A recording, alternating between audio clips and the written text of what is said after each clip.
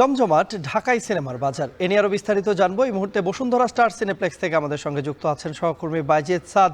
চলে যাচ্ছি সাদের কাছে। সাদ, এবার কতগুলো নতুন সিনেমা মুক্তি পেয়েছে সেটি জানবেন এবং একই সঙ্গে জানাবেন এই যে নতুন যে সিনেমাগুলো মুক্তি পেল সেগুলো নিয়ে দর্শকদের প্রতিক্রিয়া কেমন দেখছেন? তন্ময়, আসলে প্রতিক্রিয়ার বিষয়টা যদি শুরুতেই বলি তাহলে দেখা যায় যে ঈদের সময় আমরা বিগত বছরগুলোতে যেমন দেখেছি যে বিদেশি সিনেমাগুলো আমাদের সিনেমা হলগুলো দখল করে নেয়, কিন্তু এবার কিন্তু দেশি সিনেমা যেগুলো রয়েছে, আমাদের তরুণ নির্মাতাদের সিনেমা যেগুলো রয়েছে সেই সিনেমাগুলো কিন্তু এবার হল দখল করে আছে এবং ঈদের আনন্দ বাংলা সিনেমাই কিন্তু আমরা দেখতে পাচ্ছি যে একেবারে জমজমাট করে তুলেছে বা আরো বেশি বাড়িয়ে তুলেছে। এবার ঈদে মোট 6টি সিনেমা মুক্তি পেয়েছে, তার মধ্যে রয়েছে বরবাদ, দাগি, জঙ্গলি, জিন 3, চক্কর 302 এবং অন্তরাত্মা। এর মধ্যে সর্বাধিক হল পেয়েছে বরবাদ, যেটি রয়েছেন সুপারস্টার শাকিব খান। তিনি তার অভিনীত এই সিনেমাটিতে একজন ভারতীয় চিত্রনায়িকা কিন্তু অভিনয় করেছেন এবং এর পাশাপাশি আমরা দেখেছি সিয়ামের সিনেমা রয়েছে, মোশাররফ করিমের রয়েছে।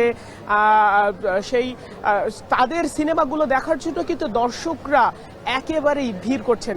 যেসব সিনেমা মলগুলো রয়েছে সেখানে কিন্তু ভিড় করছেন প্রেক্ষাগৃহে একেবারে কানায় কানায় পূর্ণ দর্শক, যেটি এত বছর ধরে কিন্তু যারা প্রযোজক রয়েছেন, যারা পরিচালক রয়েছেন, যাদের আগ্রহের জায়গা ছিল বা যারা এটি প্রত্যাশা করছিলেন যে এভাবেই আসলে কানায় কানায় পূর্ণ থাকবে সবসময় সিনেমা হল। এবং আমরা দেখছি যে পরিবার পরিজন নিয়ে সবাই আসছেন ঢাকা শহরের বিভিন্ন সিনেমা হলেই তারা ভিড় করছেন তাদের পরিবার পরিজনের সঙ্গে ঈদ আনন্দ ভাগাভাগি করে নিতে সিনেমাকে তারা অনুষঙ্গ হিসেবে বেছে নিয়েছেন এবং বাংলা সিনেমার যে দাপট সেটি দেখে কিন্তু আমরা দেখছি যে কিছুক্ষণ পরপরই এখানে যারা এই সিনেমার নায়ক নায়িকা ছিলেন বা পরিচালক ছিলেন তারা বিভিন্ন সময় এসে ঘুরে যাচ্ছেন এবং এতে করে যারা দর্শক আছেন তাদের মধ্যে কিন্তু আলাদা একটি আনন্দ, একটা মাত্রা যোগ করছে এবং তারাও কিন্তু উচ্ছ্বসিত। এই ছিল আমার কাছে সবশেষ। ঈদে জমজমাট ঢাকাই সিনেমার বাজার এ বিষয়ে বিস্তারিত জানাতে বসুন্ধরা স্টার সিনেপ্লেক্স থেকে আমাদের সঙ্গে যুক্ত হয়েছিলেন সহকর্মী বাইজিদ সাদ।